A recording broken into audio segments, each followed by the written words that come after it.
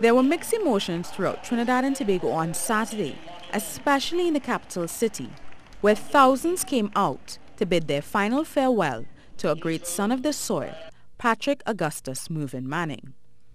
And though no one can deny the underlying sadness as Trinidad and Tobago said goodbye to one of its greatest leaders, Chief Celebrant Reverend Calvin Bess reminded that the end of life here on this earth marks the beginning of a brand new season.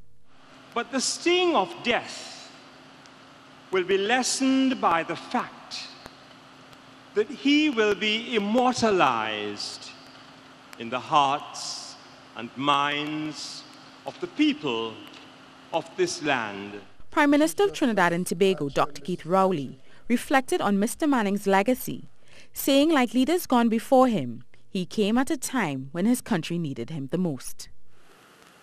It is at times when there's a trough that a great leader appears.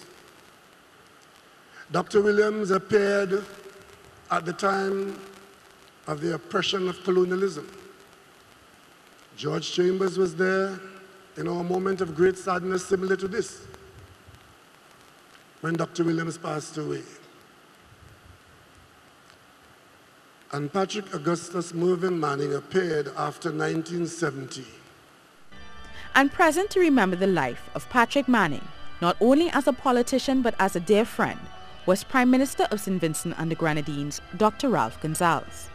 The pair had met while studying at UWI Mona during the 1960s, and Dr. Gonsalves described the beginning of their decades-long friendship as pure fate.